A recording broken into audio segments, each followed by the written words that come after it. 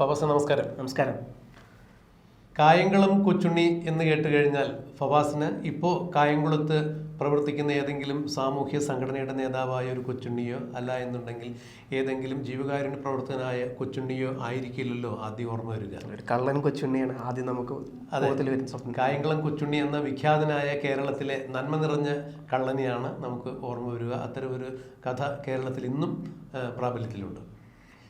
അപ്പോൾ കായംകുളം കൊച്ചുണ്ണി എന്ന് പറഞ്ഞാൽ ആ കള്ളനായ കൊച്ചുണ്ണിയെ ഓർമ്മ വരുന്നത് പോലെ കള്ളൻ വിജയൻ എന്ന് പറഞ്ഞു കഴിഞ്ഞാൽ നമ്മളിൽ പലരും നമ്മുടെ ഭരണസാരഥ്യത്തിലിരുന്ന ഏതെങ്കിലും ഒരു വിജയനെ ആയിരിക്കുമോ ആദ്യം ഓർക്കുക. അല്ലെങ്കിൽ കള്ളൻ വിജയൻ എന്ന് കേട്ട് കഴിഞ്ഞിട്ടുണ്ടെങ്കിൽ നമ്മുടെ കേരളത്തിൻ്റെ ഭരണസാരഥ്യത്തിൽ ഏറ്റവും പ്രധാനപ്പെട്ട കസേരയിലിരുന്ന ഒരാളെക്കുറിച്ചായിരിക്കുമോ കേരളം ചിന്തിക്കുക എന്നൊക്കെയുള്ള ചിലൊരു വേവലാതി ഈ അടുത്ത കാലത്ത് നാം കണ്ടു.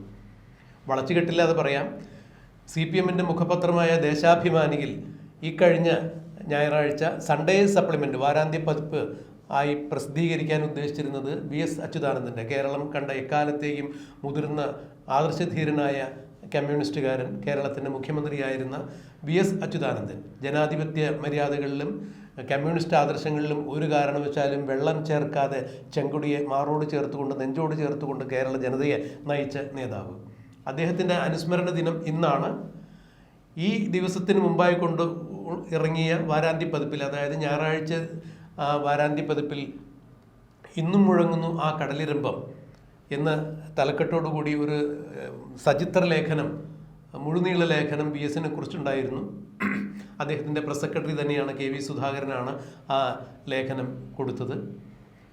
എന്നാൽ അത് ഭംഗിയായി അച്ചടിച്ച ദേശാഭിമാനിയുടെ വാരാന്ത്യ പതിപ്പിൽ അവസാന പേജിൽ കള്ളൻ വിജയൻ എന്ന ഒരു തലക്കെട്ടോടു കൂടി ഒരു ലേഖനം ഉണ്ടായിരുന്നു. ഈ കള്ളൻ വിജയൻ എന്ന ലേഖനമാണ് ദേശാഭിമാനിയുടെ അച്ചടി പൂർത്തിയാക്കിയ വാരാന്ത്യ പതിപ്പ് പിന്നീട് പുറത്തിറക്കാതെ, അത് ആക്രിക്കാരന് വിറ്റോ എന്നറിയില്ല, വിറ്റ് കാണാൻ സാധ്യതയില്ല. അങ്ങനെയാണെങ്കിൽ അത് പുറം ലോകം അറിയും. അപ്പോൾ അത് കത്തിച്ചു കളയാനോ കടലിൽ താഴ്ത്താനോ ആണ് സാധ്യത. എന്തായാലും ആക്രിക്കാരനാണ് അതുകൊണ്ട് നഷ്ടമുണ്ടായിരിക്കുന്നത്. ഇവിടെ കള്ളൻ വിജയൻ എന്ന തലക്കെട്ടോടുകൂടി ഒരു ലേഖനം വന്നതിൻ്റെ പേരിൽ ഒരു പത്രത്തിൻ്റെ വാരാന്ത്യ പതിപ്പ് എന്നും ഈ പത്രം വായിക്കുന്നവർ, ദേശാഭിമാനിയെ സംബന്ധിച്ചിടത്തോളം അതിൻ്റെ വായനക്കാരെങ്കിലും കൃത്യമായും പ്രതീക്ഷിച്ചിരിക്കുന്ന ഒന്നാണ് വാരാന്ത്യ പതിപ്പ്. പ്രത്യേകിച്ച് VS-നെ കുറിച്ചുള്ള അനുസ്മരണമാകുമ്പോൾ തീർച്ചയായും അതിന് പ്രാധാന്യവും പ്രസക്തിയും ഏറെയാണ്.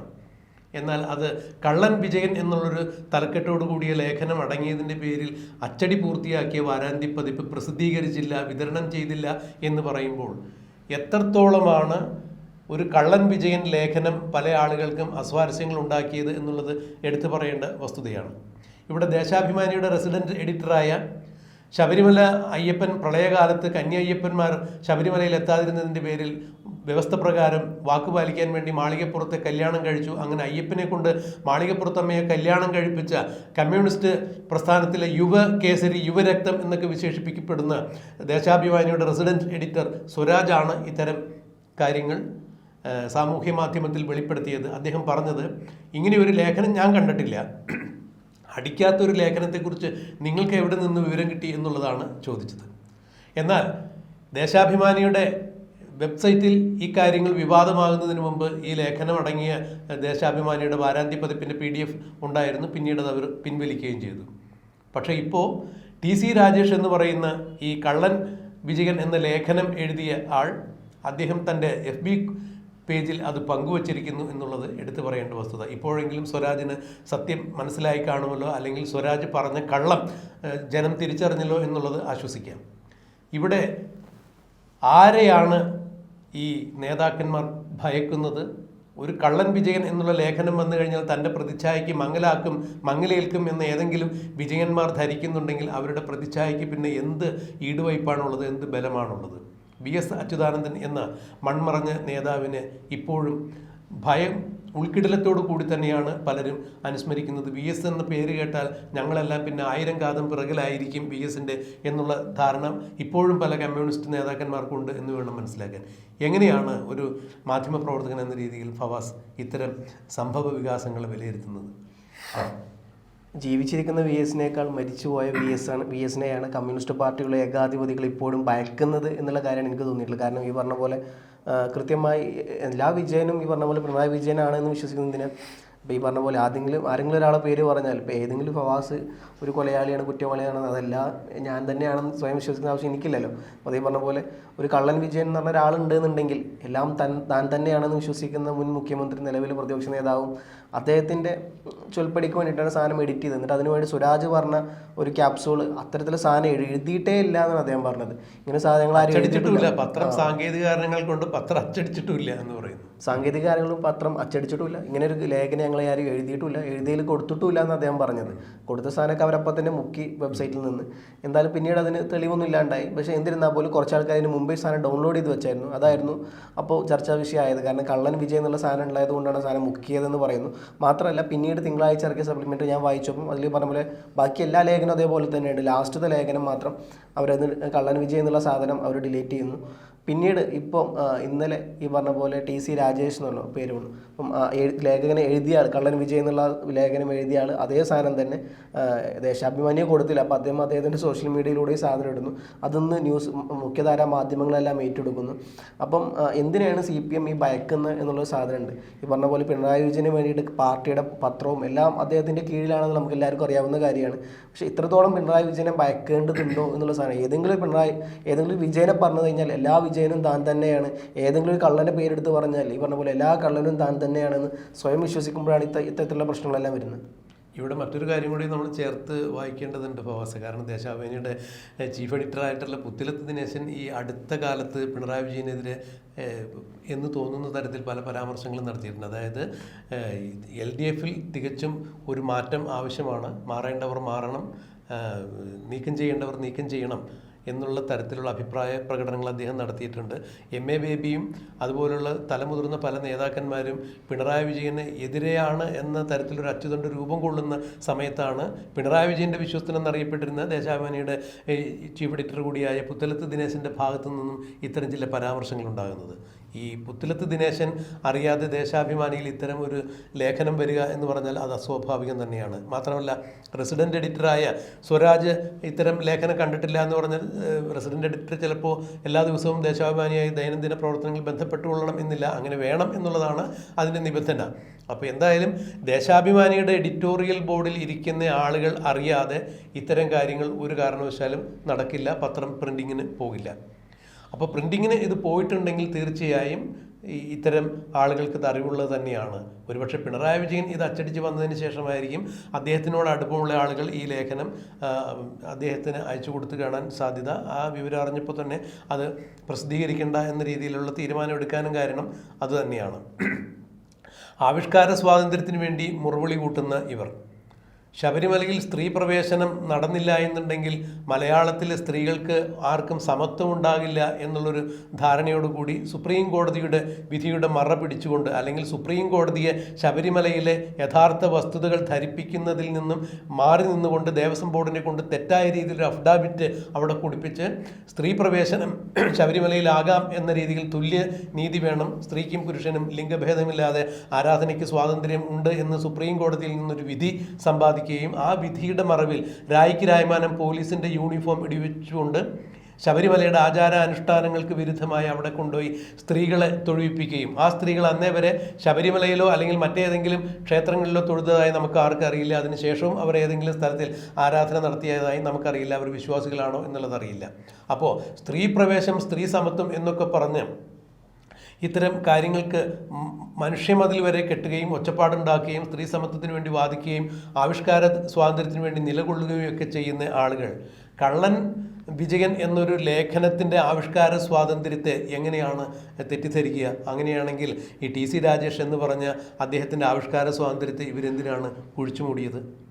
ഇവിടെ കൽബുർഗിക്കും ഗോവിന്ദ് പൻസാരയ്ക്കൊക്കെ അനുകൂലമായി എപ്പോഴും നിലകൊണ്ടിട്ടുള്ള ഈ നവോത്ഥാന പ്രസ്ഥാനത്തിൻ്റെ വക്താക്കൾ എന്ന് നാഴികയ്ക്ക് 40 വട്ടം വിളിച്ചു കൂവുന്ന, മേനി നടിക്കുന്ന ഈ പുരോഗമന പ്രസ്ഥാനക്കാർ ഇപ്പോൾ എന്താ വായ തുറന്നൊന്നും സംസാരിക്കാത്തത്? അപ്പോൾ ദേശാഭിമാനിയിൽ ഒരു ലേഖനം വരണം എന്നുണ്ടെങ്കിൽ തീർച്ചയായും ദേശാഭിമാനിയുടെ പത്രത്തിൻ്റെ ചായ്വ് ഉള്ള ആളുകൾക്കല്ലാതെ മറ്റാർക്കും അത്തരം എഴുതാൻ പറ്റില്ല. ഇന്നേ വരെ നമ്മൾ പരിശോധിച്ചാൽ അതിൽ നമുക്ക് കണ്ടെത്താൻ സാധിക്കും. അതിൽ വരുന്ന ലേഖനം, പ്രത്യേകിച്ച് വാരാന്ത്യ പതിപ്പ് പോലുള്ള വിശേഷാൽ പതിപ്പുകളിൽ ഒരു കാരണവശാൽ മറ്റേതെങ്കിലും ഇസങ്ങളുമായി ബന്ധപ്പെട്ട് പ്രവർത്തിക്കുന്ന ആളുകൾക്ക് അതിൽ അന്യഥാ പ്രവേശമുണ്ടെന്ന് എനിക്ക് തോന്നുന്നില്ല. അതെൻ്റെ തെറ്റിദ്ധാരണയാണെങ്കിൽ ഞാൻ ഖേദിക്കുന്നു. പക്ഷേ ഇത്തരത്തിൽ ആവിഷ്കാര സ്വാതന്ത്ര്യത്തിന് വേണ്ടി മുറവിളി കൂട്ടുന്ന ആളുകൾ ഇത്തരം ലേഖനങ്ങളെയോ അല്ലെങ്കിൽ അവരുടെ ക്രിയാത്മകമായ സൃഷ്ടികളെയോ നശിപ്പിക്കുന്ന തരത്തിൽ പ്രവർത്തിക്കുന്നതിൻ്റെ അർത്ഥം എന്താണ്? അപ്പോൾ ആവിഷ്കാര സ്വാതന്ത്ര്യത്തിൻ്റെ പേരിലായാലും തങ്ങൾക്കെതിരെ തിരിയുന്നു, അല്ലെങ്കിൽ തങ്ങളെ കൂടി അതിൽ വായിക്കുമ്പോൾ വായിക്കപ്പെടും, അല്ലെങ്കിൽ തങ്ങളുടെ യഥാർത്ഥ മുഖം ഇത്തരം ഒരു ലേഖനത്തിലൂടെ ഒളിച്ചു കടത്തപ്പെടുന്നു എന്നുള്ളൊരു ധാരണയുണ്ടായതോടുകൂടി തന്നെയാണ് ആവിഷ്കാര സ്വാതന്ത്ര്യത്തിന് പുല്ലുവില കൽപ്പിച്ചുകൊണ്ട് അച്ചടിച്ച്, എന്തായാലും ആയിരക്കണക്കിന് കോപ്പി അച്ചടിച്ച് കാണും. ദേശാഭിമാനി ഈ ഇടതുപക്ഷ പ്രസ്ഥാനം ഭരിക്കുമ്പോഴെല്ലാം അതിങ്ങനെ നവീകരിക്കുക പതിവാണ്. അതുകൊണ്ട് അതിൻ്റെ സബ്സ്ക്രൈബേഴ്സും കൂടുതലാണ്. ഞാൻ പറഞ്ഞു കേട്ടിടത്തോളം ഗവൺമെൻറ്റിൻ്റെ ആഭിമുഖ്യത്തിൽ, ഇടതുപക്ഷ സർക്കാരിൻ്റെ ആഭിമുഖ്യത്തിൽ ഈ സ്ത്രീ സുരക്ഷയുടെ ഭാഗമായി പലയിടങ്ങളിലും സ്വയംഭരണാവകാശം സ്ത്രീകൾക്ക് കൊടുക്കുന്നതിൻ്റെ ഭാഗമായി തുടങ്ങിയ പല ക്യാൻറ്റീനുകളിലും നിർബന്ധപൂർവ്വം ദേശാഭിമാനി ഇടിവെച്ചിട്ടുണ്ട്.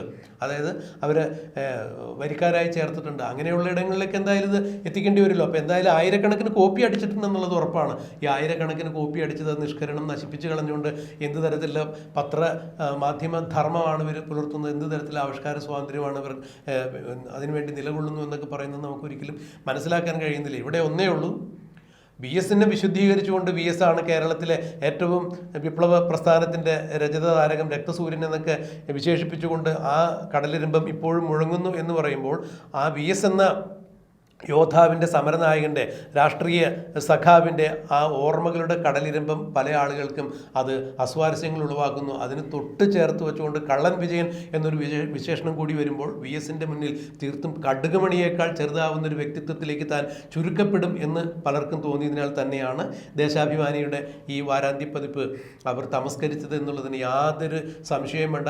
സ്വരാജല്ല, വേറെ ആര് തന്നെ വന്നു കഴിഞ്ഞ് ഈ എന്ത് തരത്തിലുള്ള വിശദീകരണങ്ങളുടെ ക്യാപ്സ്യൂൾ കൊടുത്താലും മലയാളി ഇനിയും അത് വെള്ളം തൊടാതെ വിഴുങ്ങുന്ന കാലഘട്ടം കഴിഞ്ഞു എന്നുള്ളത് സ്വരാജൊക്കെ മനസ്സിലാക്കുന്നത് വളരെ നല്ലതാണ് എന്നുള്ളതാണ് ഈ കാര്യത്തിൽ എനിക്ക് പറയാനുള്ളത്. ഇതൊക്കെ കുറേ മുമ്പേ ആയിരുന്നു എന്നുണ്ടെങ്കിൽ ഒരു പക്ഷേ ഇത്തരത്തിലുള്ള സാമൂഹ്യ മാധ്യമങ്ങളും ഇൻ്റർനെറ്റൊക്കെ ഇല്ലായിരുന്നു സുരാജ് പറഞ്ഞതും മറ്റാൾക്കാർ വിശ്വസിക്കുമായിരുന്നു. കാരണം പത്രം ഇങ്ങനെ അടിച്ചിട്ടില്ല എന്നുള്ളതും അത് കുറച്ച് കറക്ഷനെല്ലാം തെറ്റ് വന്നു, അതുകൊണ്ട് അടുത്ത ആഴ്ച അടുക്കാൻ വേണ്ടി പത്രത്തിൽ അങ്ങനെയൊക്കെ പറയുകയാണെങ്കിൽ ഓക്കെ ആയിരുന്നു. പക്ഷേ ഇന്നിപ്പോൾ അതൊന്നുമല്ല അവസ്ഥ. അവർ ഓൾറെഡി സാധനം ഇട്ടു, അപ്പം തന്നെ ലക്ഷക്കണക്കിന് ആൾക്കാർ അപ്പം തന്നെ അത് കണ്ടു കഴിഞ്ഞു. അപ്പോൾ പിന്നെ ഇത്തരത്തിൽ ഈ ഒരു എന്താ പറയുക ഡിജിറ്റൽ യുഗത്തിൽ ഇത്തരത്തിൽ നുണകൾ പറഞ്ഞാൽ അതിൻ്റെ ഒരു ആയുസ് എന്ന് പറയുന്നത് കുറച്ച് നേരെ ഉണ്ടാവുള്ളൂ, 10-15 മിനിറ്റ്. അപ്പോഴേക്കും ആൾക്കാർ ഇതൊക്കെ പൊളിക്കാൻ തുടങ്ങും. അപ്പം സ്വരാജ് ഇപ്പോഴും ജീവിക്കുന്നത് ആ പഴയ കാലത്താണ്. അന്നുണ്ടായിരുന്ന CPM-ൻ്റെ നുണ ഇപ്പോഴും അതേപോലെ ക്യാപ്സൂൾ അന്ധമായി വിഴുങ്ങും ജനങ്ങളിൽ എന്നുള്ള ധാരണ കൊണ്ട് അതേപോലെ ഇട്ട് കൊടുക്കുന്നു എന്നുള്ളതാണ്. പക്ഷേ ഇനിയൊന്നും അത് വല്ലാണ്ട് വില പോവില്ല എന്നുള്ളതും. അതുകൊണ്ട് ഇത്തരത്തിലുള്ള നുണകൾ പറയുമ്പോൾ ഇനി പുതിയ ടെക്നോളജി എല്ലാം വന്ന സ്ഥിതിക്ക് അത്തരത്തിലുള്ള നുണകൾ കൂടി കമ്പയർ ചെയ്തുകൊണ്ട് അത് ഏതൊക്കെ തലത്തിൽ പ്രതിഫലിപ്പിക്കാം അല്ലെങ്കിൽ ഏതൊക്കെ തലത്തിൽ ഇംപ്ലിമെൻറ്റ് ചെയ്യാം എന്നുള്ളൂടി നോക്കിയിട്ടായിരിക്കണം സ്വരാജ് പുതിയ ക്യാപ്സൂളുകൾ കണ്ടെത്തേണ്ടിയിരിക്കുന്നു. പഴയ ക്യാപ്സൂളെല്ലാം ഈ പറഞ്ഞ പോലെ ഇല്ലാണ്ടായി കഴിഞ്ഞു, അതൊന്നും ഓടിപ്പോലും എക്സ്പയർ ആയി പോയി. ഇനിയിപ്പോൾ പുതിയത് കണ്ടുപിടിക്കേണ്ടിയിരിക്കുന്നു. അല്ല, ഇവിടെ മറ്റൊരു കാര്യം കൂടി ഒന്ന് പറഞ്ഞോട്ടെ ഫവാസ. ഞാനൊരു 10-20 വർഷക്കാലത്തോളം ഞാൻ ഈ പ്രിൻറ്റ് മീഡിയയിൽ ജോലി ചെയ്ത് നോക്കിയ ഒരാളാണ്. വിവിധ പ്രിൻറ്റ് മീഡിയയിൽ പല തസ്തികയിൽ ജോലി ചെയ്ത ഒരാളാണ്. അപ്പോൾ ഞാൻ പറഞ്ഞു വരുന്നത്, ഈ വാരാന്ത്യ പതിപ്പ് പോലുള്ള പതിപ്പുകളൊക്കെ പ്രിൻറ്റ് ചെയ്യാൻ കൊടുക്കുന്നത് ശനിയാഴ്ച, ഞായറാഴ്ച തൊട്ട് തലേദിവസം, ശനിയാഴ്ച അല്ല അത് പ്രിൻറ്റ് ചെയ്യുന്നത്. മിക്കവാറും ആ ദിവസങ്ങളുടെ എല്ലാം പ്രാധാന്യം മനസ്സിലാക്കിക്കൊണ്ട് അടുത്ത ഞായറാഴ്ചയിൽ എന്തൊക്കെയാണ് പറയാനുള്ളത്, എന്തൊക്കെ വിശേഷങ്ങളാണ് എന്നുള്ളത് മനസ്സിലാക്കിയിട്ട് കാലയെ കൂട്ടി തന്നെയാണ് ആ പ്രിൻറ്റിങ് നടക്കുക. വാരാന്ത്യ പതിപ്പ് പ്രിൻറ്റ് ചെയ്യുമ്പോൾ അത് ഏതാണ്ട് വെള്ളിയാഴ്ചയോ വ്യാഴാഴ്ചയോട് കൂടി തന്നെ പ്രിൻറ്റ് ചെയ്ത് ആ കോപ്പി മുഴുവൻ കയ്യിലിരിക്കും. പത്രം മാത്രമാണ് തലേദിവസം പ്രിൻറ്റ് ചെയ്യുക. അപ്പോൾ ഇത് സ്വരാജ് ഇത്തരം കള്ളങ്ങളൊക്കെ വിളിച്ചു പറയുന്നത് ഒരു പ്രബുദ്ധ സമൂഹത്തിന് മുമ്പിലാണ് എന്നുള്ളത് മനസ്സിലാക്കുക. അവിടെ നിങ്ങൾ പറയുന്ന തരത്തിൽ പ്രബുദ്ധരായ ഇടതുപക്ഷക്കാർ മാത്രമല്ല ഇത് കേൾക്കുന്നത്. നിങ്ങൾ ഇടതുപക്ഷക്കാരോട് അത് വിശദീകരണം കൊടുത്തുള്ള അവർ വിശ്വസിക്കുന്നെങ്കിൽ ആയിക്കോട്ടെ. പക്ഷേ ഈ ലേഖനം എഴുതിയ TC രാജേഷ് വരെ നിങ്ങളുടെ ഇത്തരം ജൽപ്പനങ്ങൾ കേൾക്കാനോ അത് അംഗീകരിക്കാനോ തയ്യാറായില്ല എന്നുള്ളതാണ്. ഇനി മറ്റൊരു കാര്യം കൂടി ഒന്ന് ടിപ്പണിയായി പറഞ്ഞുകൊള്ളട്ടെ. കള്ളൻ വിജയൻ എന്ന ലേഖനത്തിൽ പരാമർശിക്കുന്ന ആ വിജയൻ ഒരു കാരണവശാലും കള്ളനല്ല. അദ്ദേഹം അവതരിപ്പിച്ച ഒരു നാടകത്തിലെ കഥാപാത്രത്തിൻ്റെ പേരിൽ അദ്ദേഹം അറിയപ്പെടുന്നു എന്നല്ലാതെ അദ്ദേഹം ഒരു കാരണവശാലും കള്ളനല്ല. എന്നാൽ കള്ളൻ വിജയൻ എന്ന് കേൾക്കുമ്പോൾ എന്നെയാണ് ഉദ്ദേശിക്കുന്നത് എന്ന് ആർക്കെങ്കിലും തോന്നിയിട്ടുണ്ടെങ്കിൽ ആ ആൾ കള്ളൻ തന്നെയായിരിക്കും എന്ന് നമുക്ക് തോന്നുന്നു. ഇന്നലെ മാധ്യമങ്ങളിൽ പറഞ്ഞ പോലെ കള്ളൻ വിജയനെ ബന്ധപ്പെട്ട ഒരു ഇൻ്റർവ്യൂ നടത്തിയപ്പോൾ അദ്ദേഹം പറയുന്നുണ്ട്, എന്നെ കള്ളൻ വിജയൻ എന്ന് വിളിച്ചത് എനിക്ക് യാതൊരുവിധ കുഴപ്പമില്ല, കാരണം ഞാൻ ഇന്നേ വരെ ഒന്നും കട്ടിട്ടില്ല. അപ്പം കക്കാത്തതുകൊണ്ട് തന്നെ അങ്ങനെ ഒരാൾ വിളിച്ചു കഴിഞ്ഞാൽ തന്നെ ബാധിക്കുന്ന കാര്യമില്ല. അതുകൊണ്ട് ഞാനതിന് അത്ര വില കൊടുക്കുന്നില്ല. പക്ഷെ അത് ഞാൻ ഈ പറഞ്ഞ പോലെ എൻ്റെ ഒരു നാടകത്തിൻ്റെതായുള്ള ആൾക്കാർ എന്നെ അറിയപ്പെടുന്നു, അങ്ങനെ മാത്രമേ ഉള്ളൂ. അതിനപ്പുറത്തോട്ട് ഞാൻ കട്ടിട്ടൊന്നും ഇല്ല എന്നാണ് അദ്ദേഹം പറയുന്നത്. അപ്പം ഈ പറഞ്ഞ പോലെ കട്ടിട്ടുണ്ടെങ്കിൽ മാത്രമേ ഉള്ളൂ ഈ സാധനം അവർ ഏൽക്കുന്നുള്ളൂ. പിന്നെ പിണറായി വിജയൻ്റെ എങ്ങനെ ഏൽക്കുന്നു എന്നുള്ള സാധനം വരുന്നുണ്ട്. അപ്പം അതിനർത്ഥം അദ്ദേഹം എന്തൊക്കെയോ കട്ടിട്ടുണ്ടാകാം. തീർച്ചയായും. അപ്പോൾ ആ ഒരു സമസ്യ കൂടി ഇനി എന്തെങ്കിലും ദേശാഭിമാനി തന്നെ പൂരിപ്പിക്കട്ടെ, അല്ലെങ്കിൽ പൂരിപ്പിക്കാൻ അവർക്ക് അവസരം ഉണ്ടെങ്കിൽ തീർച്ചയായും അവരത് ചെയ്യട്ടെ എന്ന് നമുക്ക് ആശംസിക്കാം.